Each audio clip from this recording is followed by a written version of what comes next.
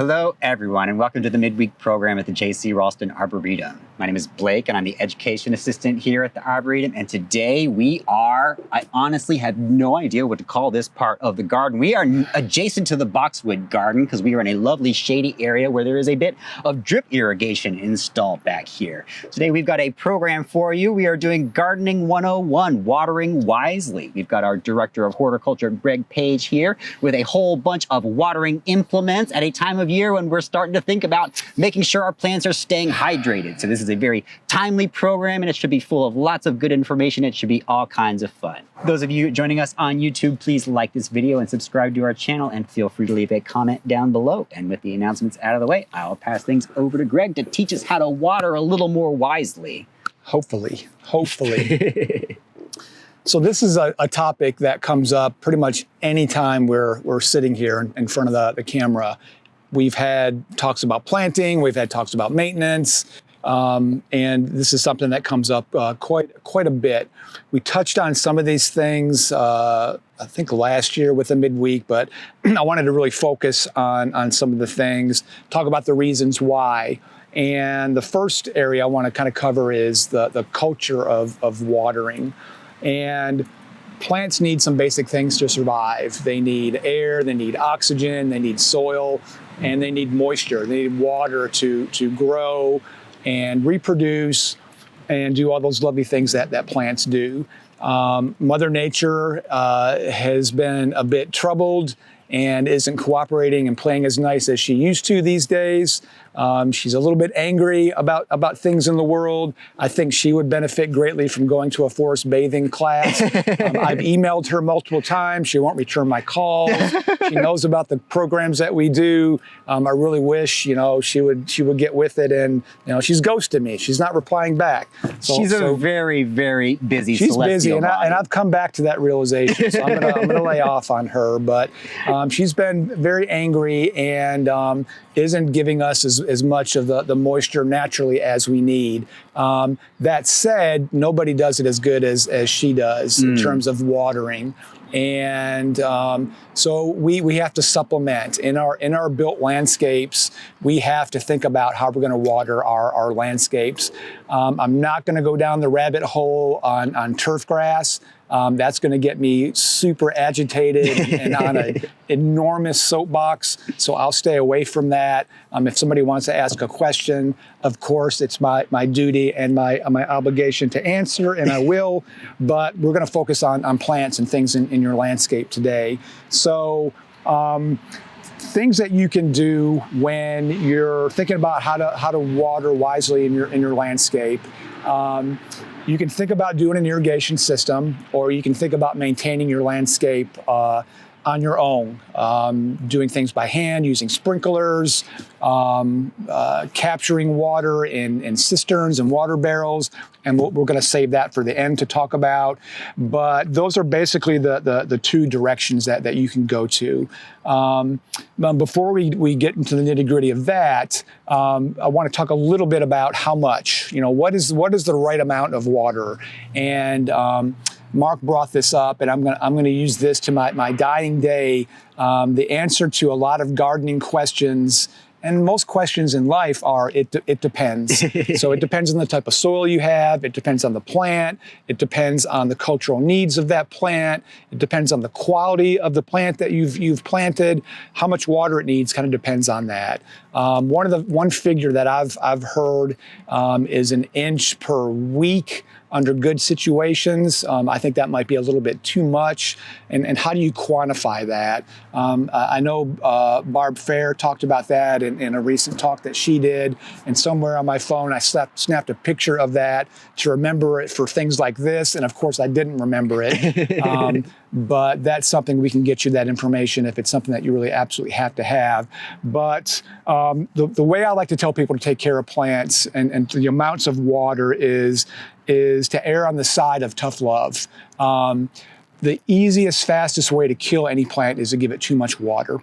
So to avoid that is to err on the side of caution and water deeper and less frequently than watering in short amounts frequently. I used to work with somebody that We took care of his house, and he had an irrigation system, and he would get off of work at 5 o'clock. He would turn his irrigation clock on when he got home, and when he went to bed, he would turn it off, and he did that every single day and wondered why all of his plants were swimming in water. So paying attention is crucial, and erring on the side of tough love. Less is usually better. Deeper and less frequently is the best way to do that. So now the nitty gritty on hand watering versus irrigation systems. So if you want to take a shot at the drip system that's behind us, one of the reasons we picked this lovely spot is it's a favorite of ours. I love how we're completely enveloped in green and plants and big mature trees, but there's some visible drip irrigation here. And there's different types of drip irrigation. This particular type that we have, I like the best because it's brown. It blends in with the mulch much better. It's super easy to put in. We have it spread through some perennials and some shrubs when this garden was put in, and you just staple it to the ground. And every 6 to 12 inches, probably 12, is a small emitter. And when you charge the system with water, it'll drip every so often droplets of water into the soil. Drip irrigation is a great way from an irrigation system standpoint to water your landscape. It has less evaporation properties. It doesn't get the foliage. We just talked about. We just did. That's in my head. It doesn't get the foliage. I can't not Foliage. Say it. It doesn't get the foliage. There it is. Foliage doesn't get. Where are my cue cards? It doesn't get the foliage wet. Wet foliage causes lots of can cause disease problems and other things, and sometimes those water molecules and droplets act like little magnifying glasses and will burn leaves.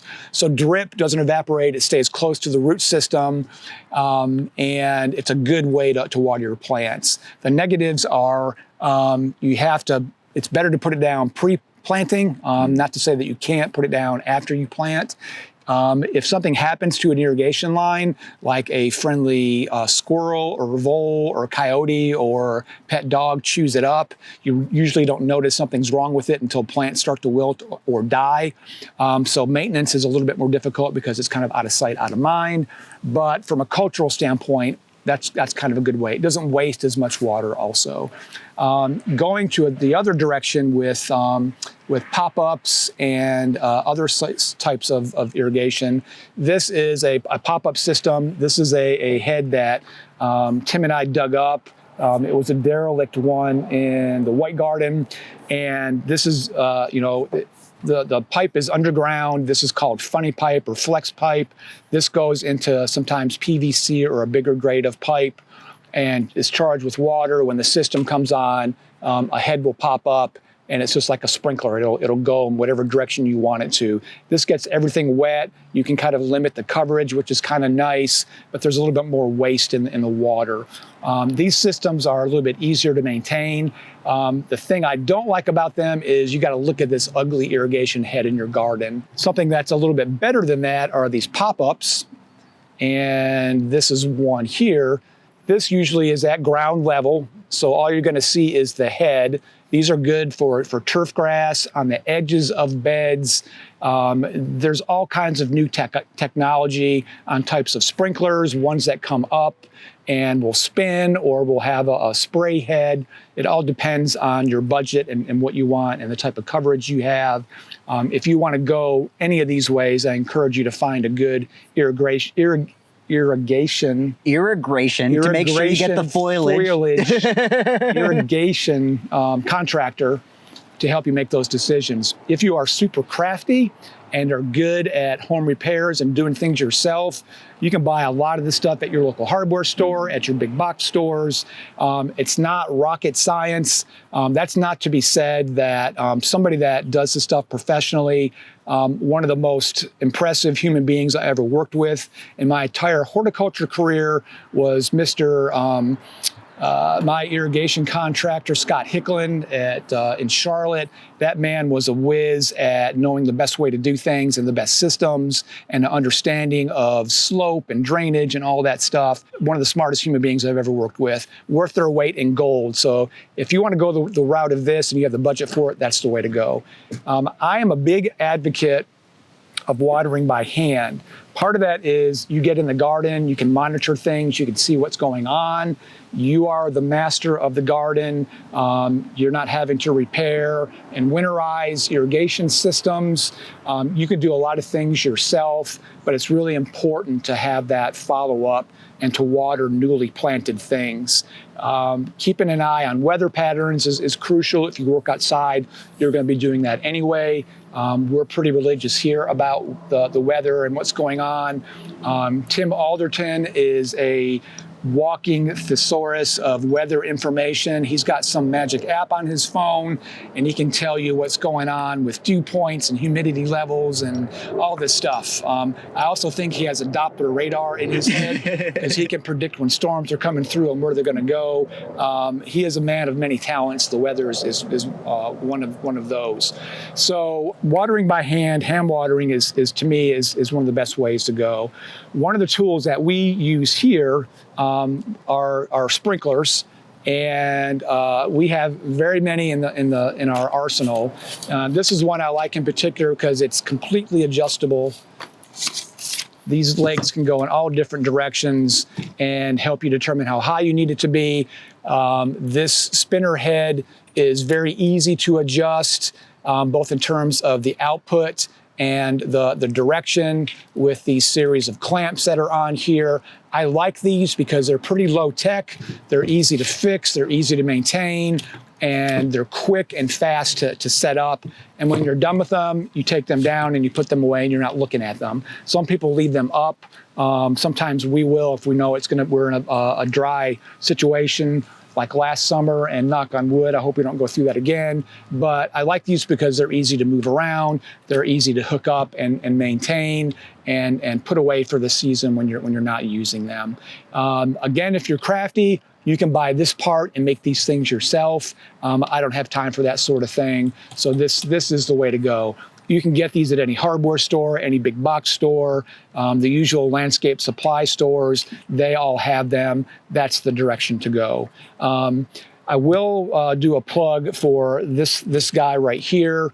This is the childhood hose nozzle that we all grew up with. This is not a good tool for watering. It's going to shoot out a pretty hard stream, and you're going to have to stand there and hold it down. Things that work much better than this guy is my friend and my favorite tool, watering wands. And they come in lots of different shapes and sizes. And I'll start with the big one first. If these are good for our nursery, for watering a lot of pots, and you want to stand in one place and have a really long reach, let the work harder, work smarter, not harder. I can't talk today. You're okay. Let the wand do some of the work for you. And I like these longer ones for situations like that. This is a great tool for that. Somewhere in between, like Goldilocks and the Three Bears, I like this guy in the middle. It's a good size. It's got a little bit of length in it. But if you're watering closer to yourself, you don't have to pull this back at a weird angle as hard. So these are two really good sizes. This is made by Dram. They've been making these things as long as I've been in horticulture. They make the wands and the breakers, which I'll talk about in a minute. These are really good, crucial tools. Nice padded handle, which is nice when you're spending hours of your life watering like we did this summer. And here's the small guy. If you're watering plants on a table or bonsais or things like that, this is a good one because it's got a much shorter reach. So watering wands to me are a good tool to have. Every gardener should have a good one. And you're going to hear me say this a lot today, but you definitely get what you pay for when it comes to things like that. Spend a little bit of extra money on these. These are made out of aluminum. Don't get the plastic ones. You drop the plastic ones, they crack. If you leave them in the sun, they degrade relatively quickly. And there's nothing worse than grabbing a tool when you need to use it and there's something wrong with it. These are going to last a little bit longer. The plastic ones, I feel like even if you drain them for the winter, they'll still freeze and break every single winter. Inevitably, something's going to go south with a plastic tool, and that's going to be kind of a theme throughout today. So I want to talk about the water breakers next. In case you don't know what that means, when the water comes out, it breaks up that harsh stream. So you've got this hard nozzle, and then you've got something that breaks it up. So you've got the water that's coming out, and this is the water breaker. Again, these are made by Dram. This is made out of aluminum. It's got good weight to it. It's not gonna break. It's not gonna crack. It's going to hold up for quite a long time and well worth the extra cost in terms of plastic. This one is kind of the garden variety that we use. It's got they come with different size holes for the water to come out. This is a bigger hole, so the droplet's going to be a little bit bigger. When you're watering in the garden, plants that are kind of already established, you want that droplet of water to break through the mulch and get into the soil. A bigger droplet is kind of the way to go. This is a plastic one, and we use these in some of our greenhouses. This is called the red, I think it's the Red Nap. Is the maker of this. That has a much finer hole, and when you're watering stuff that little seedlings or cuttings or things like that, you don't want a big droplet or a stream that's going to wash the soil away. This is the one that Sophia chooses in the greenhouse and in the nursery.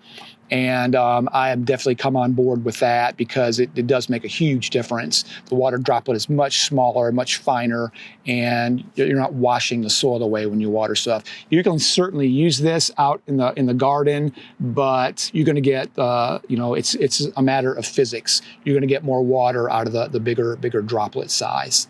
So I would love to talk about how easy it is to maintain those. Yep. So I live over in Durham, and after about a year or two of watering with one of those, little holes start to get a little clogged. Yes. It's easy enough to unscrew it and then just leave it in like some kind of calcium remover overnight. Yep. And then I'll just wipe it off, plug it back in, and the water comes out freely and easily again. That's a really good point. The other side of that coin is a lot of times you can see all the dirt that just came out of that just from me doing that. When you're hitting plants or you touch the soil or you lay the hose down on the ground, you're going to get litter inside of these things. So it's a good, look at all the stuff that's in there. It's a good idea to take these things off every once in a while. Yeah. I do it when it's running. I'll take it off and I'll just squirt the back of it out, and it'll kind of clean itself out. Yeah. But that's clever, Greg. I don't wait. I wait until it becomes a problem, and that's when I fix it. I deal with that, and then I put it on, and it's still coming out slow, and it's all mineralized up. And that's when I'll take an SOS pad. Okay. But it's just as smart to put it in some kind of solution, let it sit overnight. Yeah. They make stuff that does that really well. I would say maybe baking soda and vinegar. Probably. That's my answer to everything. I think that would work really, really good. But that's going to be a theme too, is take care of your stuff. It's going to last a lot longer.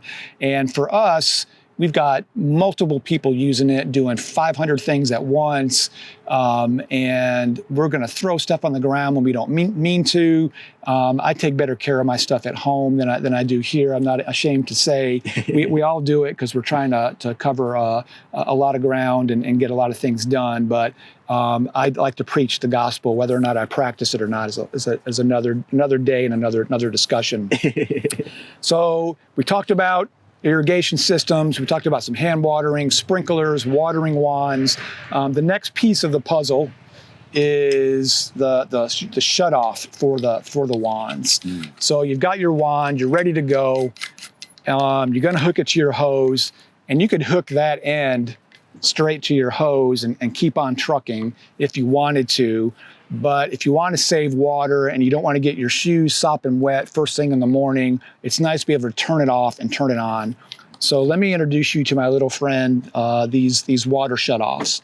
And I brought two. One is plastic and one is made out of metal and brass. And guess which one is the one that I'm gonna pick and say is the best one to use, reference, the brass one. The reason is, and if you can see the threads on the plastic one, just from taking it off and on in the wintertime, switching from hoses, switching water wands, that plastic's gonna start to wear out, and eventually it's gonna strip the threads. And the same is true for the inside, is when you're taking that off and on and putting it on the hose, those plastic threads are going to start to wear. That plastic is going to degrade depending on the quality of it. If you leave your hoses outside, that cold and heat are going to do funny things to the property. It's just not going to last as long. If you bring things in every year, like I'm going to preach at the end today, that's fine. The cost reward, this is much cheaper than this, and I just priced these to order some for the summer. We're definitely feeling the effects of some tariff situations with the prices of these right now. No kidding. They're double what I thought they were going to be. These are going to last a lot longer. And for us, when we're dragging hoses, we're throwing things in the back of vehicles, we're storing them for the winter, these last much longer for us than these. Nothing is more frustrating than knowing you've got to hurry and you go to water something and you turn that on and it shoots off because the threads are stripped. That's less likely with this metal one. So this is what we like to tell people to use from a water breaker perspective. And this needs to be cleaned out every so often too. It has washers inside, and you can buy these at any hardware store. And these washers are kind of universal. They'll fit inside the breaker. They'll fit inside the shutoffs, and also in the ends of the watering wands, there's a washer. What I generally try to do is when we first take these out for the spring is I'll put a new washer in, just so I know we're starting that season with. That's not to say when we're dragging or loading the hoses, some little gremlin's gonna pop that washer out and you're gonna get to where you need to be and there's no washer in it and it's gonna leak. I don't think I have my keys with me. I keep 2 or 3 of these on my key ring all the time just so I have one with me for just such that situation. It's a great party trick to have in your back pocket. That's hilarious, Greg. I was going to say you should at least have a bag of them lying around somewhere, but even better, put them on your key ring. Yeah. I've got 3 or 4 on my key ring, so I always have them. So it's important to keep an eye on that. That's going to seal up tight against the hose. That's going to seal up tight against the wand, and that's going to seal up tight against the wand as well. And they're less likely to waste water or get yourself absolutely drenched. If it's a hot 100-degree day, it's not going to matter as much. Yeah. But I like to have things neat and tidy. So that's my maintenance. I feel like 68% of all irrigation problems that amateurs have can be fixed with just replacing the washer. That's it. I agree. I agree 100%. So that kind of covers the tools of destruction, the wands, the breakers, hand versus irrigation systems. Next thing I want to talk about are hoses. So again, the theme is going to continue with quality, and this is kind of a middle grade hose from any hardware store, big box store, garden supply person. You can see the thickness of it. It's got brass ends. It's got plastic ends that attach to the water source. Not the greatest, but okay. This is one of those hoses that's going to kink at the drop of a hat and kind of slow your progress down. You get what you pay for when it comes to hoses. The hose that we like to use here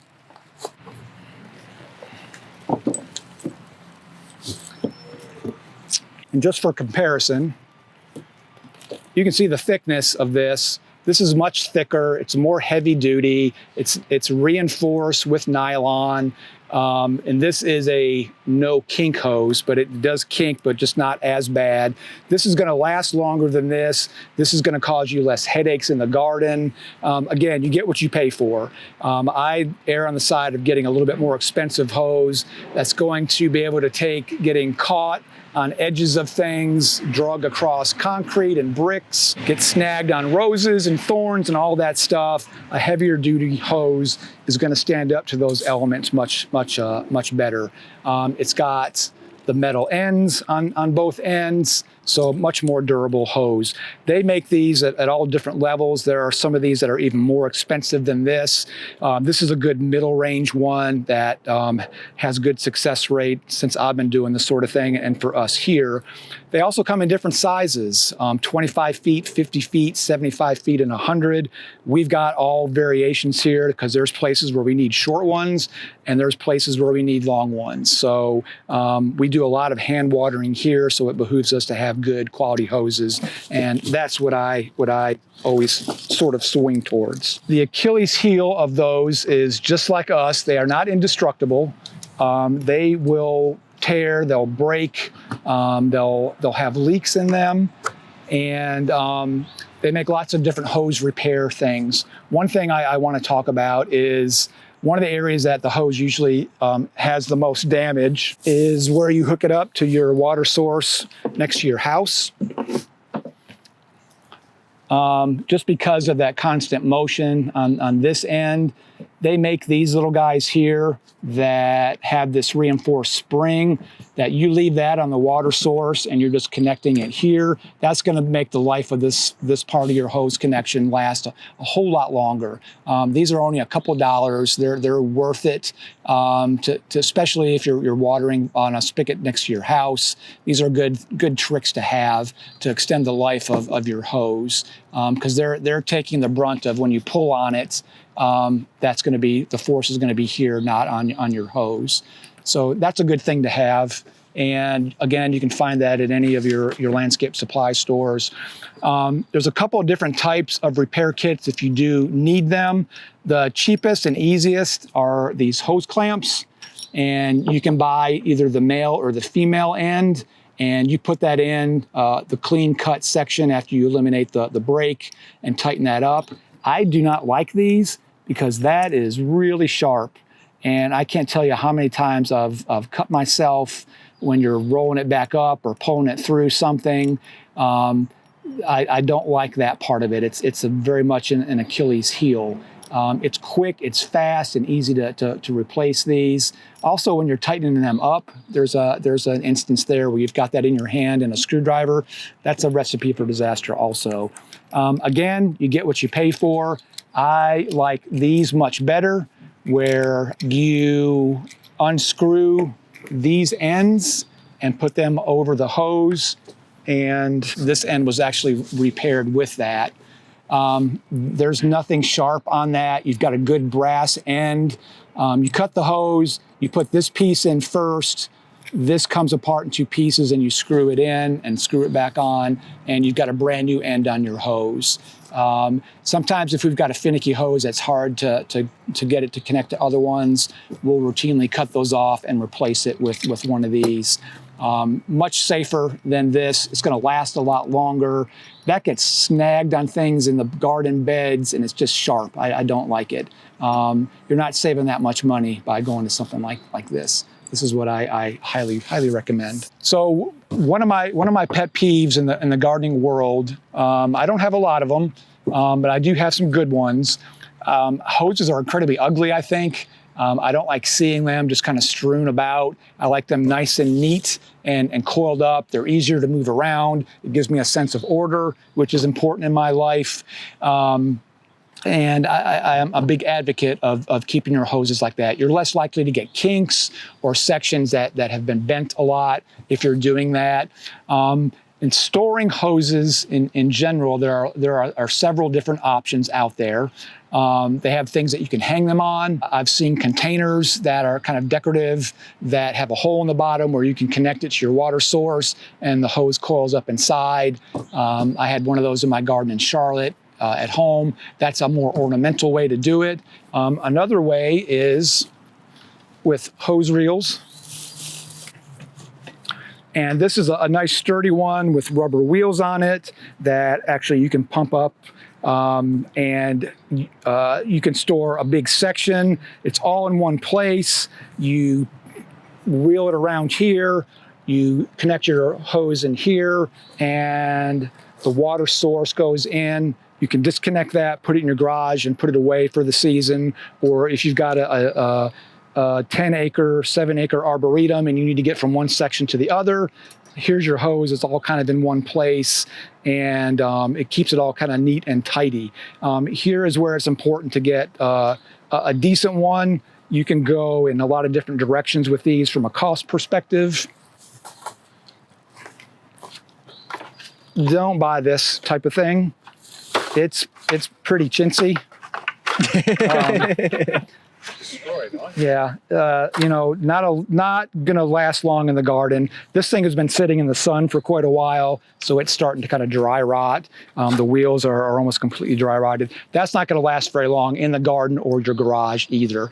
Didn't cost a lot, but the money you spent on that, you could have put it into something nicer like that, if you are so inclined to do that from a storage perspective. But I think it's really important to, from a season perspective, just like anything, there's going to be wear and tear outside if you leave this in the sun, the rain, the snow, the sleet, the lightning, all of Mother Nature's elements. When you're done for the season, drain the hose, hang it in your garage somewhere where it's kind of out of sight, out of mind. It's going to last a lot longer. You'll have it for longer, and you won't need to replace things as often. I think that's super duper important. Talked about water breakers, talked about the types, the maintenance of all this stuff.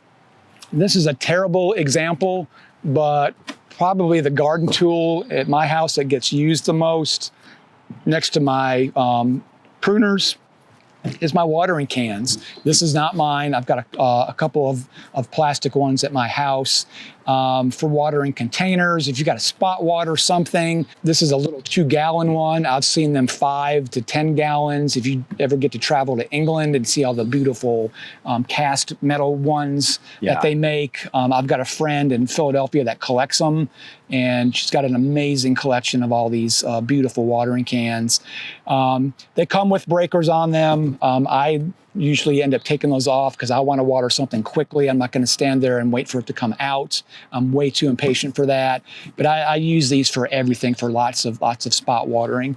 If you don't have the patience for this, the good old 5-gallon bucket can be used for that quite a bit. When we're planting out in the garden and something is not in an irrigation zone, or it's going to take too long to get a hose to it, I'll fill up a bucket, a 5-gallon bucket, and use that kind of in a pinch. It works great, and you can get these for free in a lot of situations. But watering cans are great, different sizes. Same thing with maintenance. Don't leave it full of water out in your garden all year long. The metal ones are a little bit heavier, but they're going to last a little bit longer. Dram, the company that makes the wands and the breakers, also makes some really nice plastic ones that are made of a higher grade plastic that last a little bit longer. But that's all the topics, watering wisely, that I wanted to kind of check off on the box. Sure. Hopefully we have a couple questions. We have a couple of questions. I do want to add to the watering can thing. Watering cans are a great way to spot fertilize as well. You can get little packs of 20-20-20, and it's basically just a teaspoon of fertilizer in the watering can, and it's just a watering can's worth of it. And you can be really intentional with it, so you don't have to worry about like too much runoff of synthetic fertilizer, all that stuff. You're using the amount of fertilizer that you need and applying it directly at the right times and that kind of thing. So it's really useful for that. And if you get a live Christmas tree and you want to water it in your house, this is going to reach into that zone relatively easy. This also reminds me to remind one of the benefits of hand watering versus irrigation systems is when you have that hose in your hand, when you have this can in your hand, you know exactly that water is getting to that root zone of that plant. You know that it's getting the amount that it needs. We planted the berms this time last year, I think, and we kept up diligently with hand watering for the entire summer. And that's part of the reason we've had such good success, is we knew exactly how much water we were putting on things. There's room for both. We could not get by without both of those. Asian Valley has irrigation through it, and we're ecstatic that it does, because it helps us keep ahead of everything. So there's a balance with both. There sure is. Okay, let's go with some questions. Catherine sent me a question from somebody. With sprinklers, foliage gets wet. Shouldn't that be avoided? In general, yes. When Mother Nature deposits rain, I can't say foliage today. That's so Foliage, sad. I'm so sorry, Greg. It's so funny. I shouldn't have told you that story. I've corrupted your brain. When the leaves get wet, the vegetative material, there's a greater chance for fungal diseases and that kind of stuff. I've seen roses in the summertime with those droplets on the leaves. It's just like a magnifying glass, and it'll almost literally burns the plant tissue because it's so sensitive. The trick for that is to water first thing in the morning. That gives your plants more time to dry off naturally. You know, if you're in a horrible, hot, dry summer and the only time you can water is at night, then that's the only time that you can water. Some of the thinking with watering in the evening is there's going to be less evaporation. That's true, but you're taking a chance by keeping the foliage wet for an extended period of time. Yeah. Some things are more susceptible than others. Roses, tender perennials, and annuals are more susceptible. Young things that are just starting to flower, you can get dampening off and powdery mildew. That's the negative of the leaves and flowers getting wet. Yeah, for sure. If you can avoid it, it's better to do that. But early in the morning is the way to kind of get around that. Absolutely. And somebody did ask when's the best time of day for using pop-up irrigation. That's what I think. Yeah. You know, and that's the benefit of drip. You can have drip come on at night, and it's just kind of getting into the soil. Yeah. But you have to be more conscious, and I think you have to be more engaged with your landscape to know that the plants are getting the right amount. Absolutely. And that the system is actually working. Yeah. We didn't go into deep depth on it, but if you have too much water, you will suffocate your plants, like literally, because what it is, it's silly that plants take up oxygen from the roots, but that's where they take oxygen, not from the leaves. They take up oxygen from the roots. So if the soil is full of water all the time, there's no oxygen in there. You need to get water in the soil. Then as the water drains out, it sucks air into the soil. And that's how the oxygen gets into the roots. That's how plants can take it up. So if you've always got water there, it's not sucking air down into the soil. Your plants are suffocating from too much water. So that's sort of the mechanism of that. Tough love. Yeah, and when I learned that, that just like changed the way I looked at watering. That's the way that's why I'm sharing that now. So keep that in mind. That's a good point. Yes. So Anne was asking the thing with the spring on it that connects to she wants to know what that's called. I don't know what that's called. Honestly. Any place they sell hoses, any place they sell these hose repair kits. Yeah. I literally went to the hardware store to get one of these and saw one of these hanging next to it. And I was like, oh, I need one of those at home. Yeah. So I got one. I'm not sure what that's called. All it is it's a short piece of hose with a male and a female end on it. And it's got that aluminum spring for sure in there. And it just gives that section a little bit of strength. So when you're pulling on it, it's not going to constantly bend and wear out this part of the hose. Not only is every store that has hoses, not only are they going to have one of those, but they're also going to have everything you could need to make one of your own. Yeah. Not that you should need to. Yeah. And Jared is just chiming in. Thank you, Jared, that is called a strain relief. Okay. It relieves the strain. So they need to make those for people. Don't they? Don't they, though? Okay. So Carolyn wants to know what the washers are made of. Is that plastic or rubber or what? They make them out of plastic. The ones made out of rubber are easier to get into some of these trickier spots and a little more grippy. The plastic ones are a little bit too rigid and tend to kind of pop out. You know, there's an old one and there's a brand new one. So it's good to kind of change them out on occasion.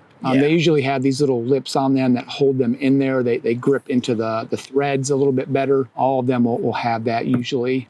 And these are always with the hoses and the hose repairs. And it's good to keep a couple. Absolutely. For sure. So Carol wants to know, when a plant comes with the description of having water needs that are regular, what does that mean? It depends. It depends. I think that's an easy way from a plant tag perspective to get out of saying is a drought tolerant plant or a needy plant. Yeah. They can just say it needs regular watering. Plants need more water in that first couple years after you put them in the ground.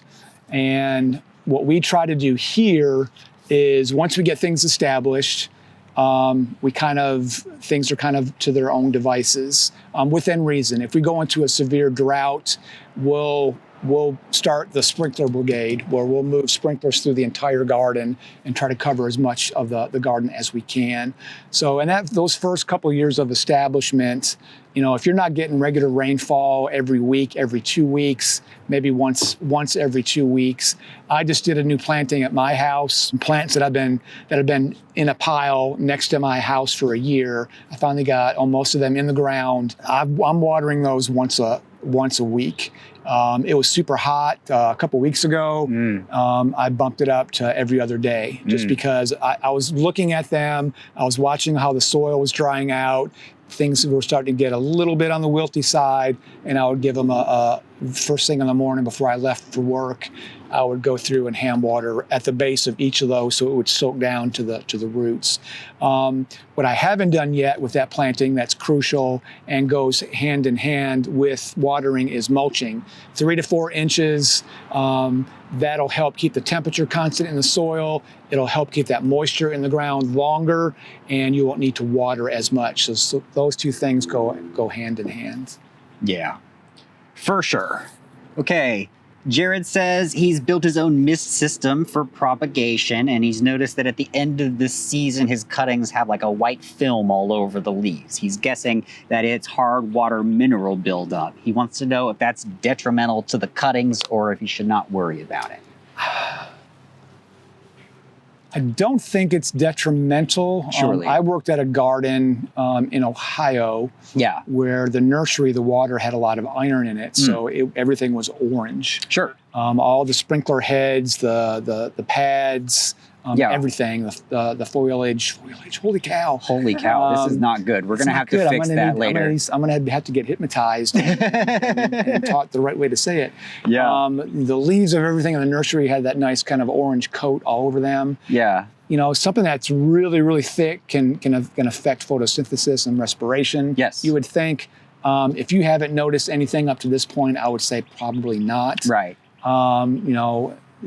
You could put some kind of a filter system on your water to eliminate that. Sure. Some nurseries do that. We're very lucky here to be okay. I also know colleagues at other gardens in different parts of the country that deal with higher salt contents in water, which is a huge problem. And, that requires a lot of filtration and things like that. The water's too alkaline in some places. That's another problem. But there's going to be a little bit of a mineral buildup. Yeah. Maybe it's fluoride. But that way, your plants are going to have good dental health, at least. No kidding. And the white film on the foliage is going to slow down photosynthesis in those leaves. But if you've got the cutting rooted, it's going to then sprout. It's going to start growing, and that new growth is not going to have the cover on it. So it's going to grow out of it, basically. Either the cutting's going to fail before it roots, or it'll grow out of it and it'll be okay. It's pretty normal. You see that a lot in propagation settings where you get that white film on the leaves. So one thing I forgot to mention. Yes. I said that I would talk about alternatives at the end, and don't want to miss the opportunity to plug our friends at the Raleigh Stormwater. But capturing water in water barrels is an important thing. It's an easy cost. Initially, you have the barrels or the system, and getting some way to get them out of that. I have 2 at my house. They're, I think, 40-gallon each. And it just comes off of one of the downspouts on my house. Yeah. And I have a watering can there, and I water my containers and patio plants with that kind of stuff. My father-in-law has a system that captures all the water off his garage into a 1,000-gallon tank, and that's what they water their grass with. So there are options like that out there. I had a really good friend, NC State grad, Hunter Stubbs, may he rest in peace, what a great human being. He captured all the gray water in his house and used that for his landscape. And I just thought that was such a revolutionary thing that should be built into every home. It's such an easy thing to do, but capturing that is such an easy thing to do I encourage people. And the stormwater folks in Raleigh have systems that they can help you with and literature on how to do that. It's an easy thing to do. It's something we've always been able to take for granted, and it's slowly becoming something that we can't take for granted. Water is longer. the next precious resource. Yeah. It really is. And we are very wasteful when it comes to that. For sure. And I mean, you were talking about how Mother Nature is getting a little grumpy at us because we're not being the best stewards of her. Like that's real. When I was in Japan, so like all of the irrigation water came from wells. It was all like a subterranean water system, and it was the same water system that was being used to irrigate the rice fields. Yeah. So you get to a certain point in the summer, if you get a certain amount of drought, you've tapped out the underwater, and then all you have left is what you've captured and kept in containers. And we did reach a point in the summer of 2019 in Takamatsu, Japan, where we ran out of water from the tap. We had to use the cisterns. And it's like, climate change is not at the point where it's getting better. It's we've been talking about it for a few decades now, and we're getting to the point where we're slowing down, making it worse, but it's still getting worse. Like it's still a problem. So you can't ignore it. It's not going to go away. It's not going to go away, and you shouldn't take it for granted. We've been lucky that we've been able to, but we're leaving that part of. Yes. Okay, let's go. Carolyn wants to know if hose repair is possible for fabric hoses, the lightweight hoses. I don't know of any way to do that. Right. And that's something that I didn't touch on a lot because I don't have the examples to show you. My mother's a knitting teacher. I might be able to ask her, but that was a joke. Maybe. That could be the next thing. Yeah. There's lots, like some of the collapsible, flexible hoses that are unbreakable. I've not used those. They seem kind of chintzy to me. Sure. They down in the teaching garden, NC State, they've got some, they're metal. And I can see why they would have gone that way, but if something happens to those, I don't know of how you would fix or repair them. Sure. The same with some of these collapsible ones. Yeah. I'm going to stick with these guys. It's what I know, and I know how to fix them and take care of them and put them away at the end of the season. For sure. I like the idea of something being smaller and lighter. Yeah. And collapsible. Something I didn't talk about are some of the hose rails that are mounted and the hoses retract into them. Every once in a while on social media, there'll be a review of them on there. And if that's something that you're interested in, I think a quick YouTube search would turn up a lot of that sort of thing. Yeah. And I was trying to find the one that I saw where this guy bought like every single one that was out there and evaluated all of them in terms of how easy they were to install, how well they held up, how easily they retracted and pulled out. I like those kinds of home gadgets. Yeah. And if I had a big enough yard and a garage, I would have one of those too. But they make all different types of those things. Sure. Out there. Okay, we have time for one final question. Drew says, for watering newly planted woodies, you got tree gator bags, you got leaky rubber hoses. Do you have any other suggestions? Tree gator bags are great. There's also one called the tree donut that sits on the ground. The only negative of those is they don't fill themselves up. The city, the folks in Raleigh that plant our urban trees, they have a really good system where after the tree's been planted, they put those on, and I've seen them all over the cities filling those up. Okay. I think they do that for the first year, maybe 2 years. Sure. I forget what our guest many weeks ago that told us about that. That's reasonable. But they're good, but you got to fill them up. Right. And they need to come off. If you leave them on, they're great nests for critters. Fire ants particularly like them because they're kind of protected in there. Yeah. Soaker hoses are great and relatively inexpensive. You can use something like that in lieu of a drip system. Yeah. A soaker hose is it's a composite, very much like a regular hose. It's closed on one end. You turn it on, and the water just slowly comes out of it. Yeah, out of the sides, like the hose itself. Yes, those are good for a good kind of slow drip. I wouldn't make one of those myself out of a hose. You could probably going to get too much water, but those are options that are well worth getting. We'll use a sucker hose every once in a while in a raised bed here. Sure. Because they're cheap and easy and a quick fix. But that's something that I forgot to mention. No worries. This was a great presentation, Greg. I think we hit all the highlights. That is for sure. So thank you so much for pulling together all this, Greg. We really learned a lot. Thank you. Thank you, everybody, for joining us today on the Midweek program. We will be back next week. Tim and Evan will be talking about texture in the garden, which should be all kinds of useful. So we will see you all next time. Y'all take care.